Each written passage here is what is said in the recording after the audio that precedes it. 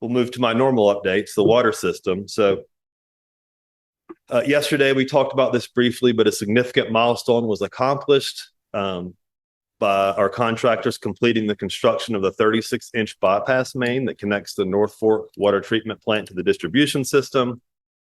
Another piece of good news is last night, our water resources staff was able to begin pressurizing and filling this bypass main and the distribution system that's directly adjacent to the water treatment plant. So again, we're beginning to be able to put water into the system, but I'm going to spend some time talking about some of the challenges that we still have with the overall process. So there are really two limiting factors that exist with returning the North Fork service area to service. The first continues to be our ability to use the North Fork water treatment plant to filter and treat water. And our challenge remains the turbidity or the murkiness of the reservoir. And the second challenge we're going to talk about today is the complex process that's necessary to pressurize and fill the pipes in the water distribution system. So we've got an image on the screen. I'm going to try to talk through this. Hopefully it's helpful in kind of understanding what we're trying to accomplish. So I'm going to start with the treatment plant. As we've said before, our ability to remove sediment from the reservoir water is critical to making our filters effective in treating the water and putting it in the distribution system. What we've done in response to this and in consultation with the Environmental Protection Agency is the Water Resources Department is hiring a private contractor to source and install curtains in the area of the reservoir closest to the treatment plant. And on the image, what you can see is a solid line, and that will literally be a curtain that'll be put in the reservoir, and that creates a 500-foot perimeter around the intake structure. That's where the water goes into the plant. What that allows us to do in that curtained off section, when we can get it installed, is begin to provide coagulation. And again, that's the stickiness of the clay particles that are floating. We can begin to provide coagulation in that controlled environment and speed up the settling process in that confined area of the reservoir. So again, our goal is to get those curtains installed, begin treating the reservoir itself, and that's a treatment that mirrors or is similar to what would ordinarily happen in the treatment plant. So we're really kind of expanding this out into the reservoir, and that is materials that we are sourcing and trying to get in place right now. The other part of this, though, is on the other side of the curtain. So beyond that curtain, we're going to also do the same treatment process in stages, moving out away from the plant. So again, we are just trying everything we can to get this reservoir to begin to settle and not be as turbid as it currently is. But we also understand that there's a desperate need for water in the system. And so because we're not able to fully utilize the treatment plant at this time because of the condition of the water, because it's turbid, again, that's just sediment. The decision has been made in consultation with the EPA to go ahead and begin pressurizing the distribution system directly with reservoir water. So we are moving the reservoir water directly into the distribution system in lieu of putting it through the North Fork water treatment plant.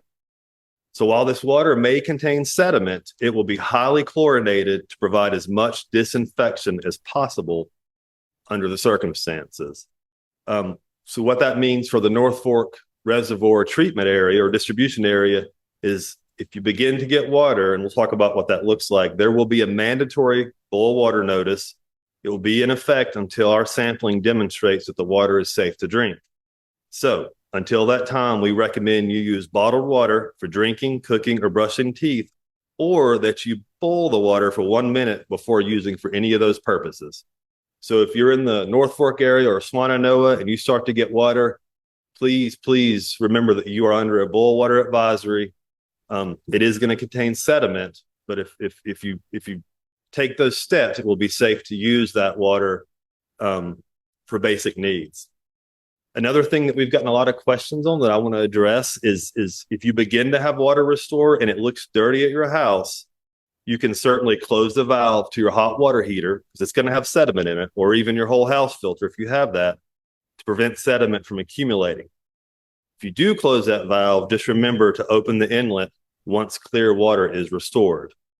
It's also best if you get water and you don't have power, you would want to shut off the power to your hot water heater. So again, if you do not have power and you begin to get water, go ahead and shut the hot water heater power off at the breaker. We're going to communicate this more after this meeting, try to get the word out to the community. Another couple of things to keep in mind: ice makers, probably go ahead and turn those off. Toilets, probably turn those off as best you can. If you need in your house to flush water, if you have discolored water, please flush that through a bathtub faucet. So again, we'll have more information that we'll push out about this and what to expect as water begins to return in the North Fork system. And again, hopefully, so looking at this image, I also want to talk a little bit about the distribution system. So that's our next challenge. As I previously stated, we have begun the process of pressurizing the bypass line. And we started that last night. So today, our focus is to begin pressurizing the North Fork Lake Eden area. So that's where we're at. One thing to keep in mind is, remember, before the storm, we had 3 lines that came out of North Fork. We are confident that with the bypass line, we can get water to the entire service area.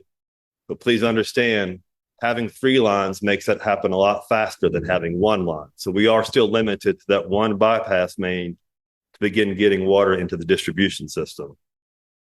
And just to talk a little bit, and you can see on this map is, we have a singular line that really comes out of the water treatment plant.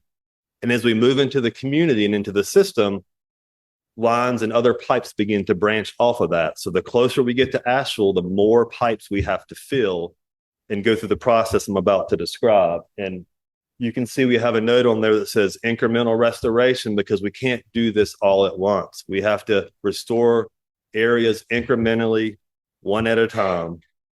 And the way that looks is, as we begin to pressurize an area in the distribution system, the water is introduced slowly in a controlled section of a primary water main. So as we introduce that water into that main, it allows us to remove airlocks. So all these pipes have air in them, so we have to get the air out. We actually have valves that allow us to do that. And we have to flush the system. So what that looks like is, as we begin to put water into a main and the water spreads, we have to release air. We have to open hydrants to flush the water. So you may see water coming out of a hydrant. That's okay. That is us just getting the air and flushing the system. The other thing that happens is, as we begin to pressurize a section, we are going to find new waterline breaks that we previously were not aware of. We have to repair those before we can move to the next area. We have our crews and our utility partners from across the state on standby to make these repairs as they're discovered. Once we complete an area, we will move to the next area and repeat the process. So the process that we're going to use, it's going to be measured, it's going to be intentional, it's going to be incremental, and it's going to move in a general westward direction from North Fork toward Asheville. That's the way it's going to work. Areas that are closest to North Fork, you will receive water first. Areas that are the greatest distance from North Fork, you will receive water last. I don't have a timeline, but that's the process this is going to work. Another thing I want to note, a big challenge for us really this weekend and into early next week, the first stage of this, where we have to pressurize the system, fill the lines, remove the air, make repairs, that's going to be in the Swannanoa River area. So the first place we have to get back online is what I would call basically ground zero for the destruction of the water system. So these first couple of days are going to be a tremendous amount of work for our crews to pressurize and make repairs. We believe that once we can get past Swannanoa, it'll become easier and faster to pressurize the system. But we've got a big weekend this weekend to try to pressurize the area around Swannanoa. And so that concludes my comments today. We do have Clay Chandler, the Water Department Public Information Officer, and he's going to answer questions today. Thank you.